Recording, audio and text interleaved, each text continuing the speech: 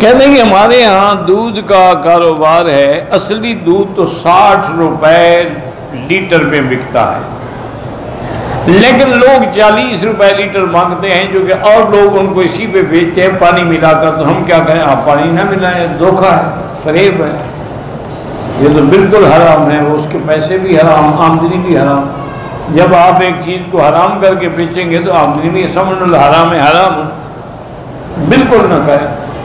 جو لے گا 60 روپے میں، ان کو کہو بھی خالص 60 روپے میں ملے گا، لینا لے لو، نہیں لینا نہ لو۔ تہجد میں افضل ہے 8 رکعت، ویسے 2 پڑھیں، اسی طرح 6 رکعت اوابین کی، 4 رکعت اشراق، ویسے 2 پڑھیں تب بھی کافی ہے۔ چاند گرہن جب ہوتا ہے تو کہتے ہیں کہ عورت کوئی چیز نہ کاٹے، یہ ہندوؤں کا عقیدہ ہے، اس کا اسلام سے کوئی تعلق نہیں۔ بہرحال آپ کا شوہر آپ کو خرچہ نہیں دیتا، آپ اپنے پیسوں سے کسی کے ساتھ مل کے کام کریں، لیکن وہ مل کے کام کرنے سے یہ عزت خطرے میں نہ پڑ جائے، اس کی اگر احتیاط ہے تو آپ کر سکتی ہیں۔ مشکلات رفع کرنے کے لیے استغفار پڑھیں اور حسبنا اللہ و نعم الوکیل۔ میں دورہ حدیث کی طالبہ ہوں، لیکن مجھے لیکوریا کا مسئلہ ہے، بار بار وضو نہ کریں، بس ایک دفعہ وضو کر لیں، اس کے بعد اپنا کتابیں پڑھتی رہیں۔ ویسے ایک بزرگ نے لکھا ہے، اللہ عالم، لیکن قرآن کی آیت ہے، پڑھنے میں کیا خوف ہے؟ جب قرآن ہو یا حدیث ہو، اس میں تو کوئی ڈر نہیں ہوتا نا۔ قرآن کی جو آیت ہے نا، وَقِيلَ يَا أَرْضُ ابْلَعِي مَاءَكِ وَيَا سَمَاءُ أَقْلِعِي وَغِيضَ الْمَاءُ وَقُضِيَ الْأَمْرُ، یہ آیت 40 دفعہ پڑھ کے ہاتھ میں دم کر کے زیر ناف پھیر دیا کریں، چند دنوں میں لیکوریا ختم ہو جائے۔ کہتے ہیں کہ جمعہ کی دوسری اذان بدعت ہے، اگر حضرت عثمان کا عمل بدعت ہے تو ان کا کہاں سے سنت ہو گیا؟ حضرت عثمان تو خلیفہ راشد ہیں، اور حضور نے فرمایا کہ میری سنت اور میرے خلفائے راشدین کی سنت کو مضبوطی سے پکڑو، علیکم سنتی و سنت الخلفاء الراشدین المہدیین۔ اور حضرت عثمان خلیفہ راشد ہے، اور دوسرا جب حضرت عثمان نے یہ اعلان فرمایا تو صحابہ جتنی اس زمانے میں لاکھوں تھے، کسی نے اعتراض بھی نہیں کیا، تو اجماع صحابہ بھی ہو گیا۔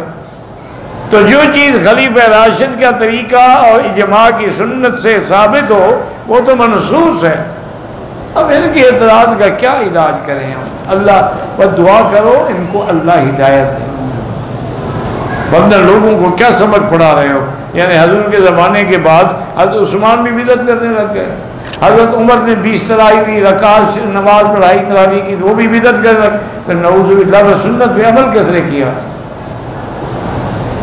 کیوں متنفر کر رہے ہو دین سے لوگوں کو؟ اللہ ہدایت دے۔ میری بیوی گھر میں مجھ سے بہت جھگڑا کرتی ہے، جو عورتیں ناحق اپنے خاوند سے جھگڑا کریں اور ان کے حقوق ادا نہ کریں تو اللہ کے فرشتے ان پہ لعنت بھیجتے ہیں۔ اب اس کی مرضی، وہ لعنتی بننا چاہتی ہے تو بنے۔ کہتے بعض تفاسیر میں ہے کہ اصحاب کعبہ بھی زندہ ہیں، ان کو ملے ہوں گے، مجھے تو نہیں ملے، میرے معلومات تو یہی ہیں کہ وہ فوت ہو گئے، اور اسی غار کو بھی بند کر دیا گیا اور وہاں ایک مسجد بنا دی گئی، لَنَتَّخِذَنَّ عَلَيْهِمْ مَسْجِدًا۔ ایک دفعہ حضرت عمر کے زمانے میں کچھ صحابہ ان پہاڑوں میں گھومتے گھومتے اچانک اندر چلے گئے، تو پھر انہیں حضرت نے فرمایا کہ بالکل داخل نہ ہوں، چونکہ قرآن کا حکم ہے کہ اگر جائیں گے لَمُلِئْتَ مِنْهُمْ رُعْبًا، ڈر کے مارے تم بھاگ جاؤ گے، تو جانے کی ضرورت ہی کیا ہے؟ حضرت حاجی عبدالوہاب مرحوم، اللہ ان کی قبر پہ کروڑوں رحمتیں فرمائے، بہرحال بہت بڑے اللہ والے تھے، تبلیغی جماعت کے بڑے تھے، وہ فرماتے تھے کہ 200 دفعہ سورۃ اخلاص پڑھو تو اللہ بغیر محنت کے روزی دیں گے۔ ٹھیک ہے، قرآن ہے، پڑھو۔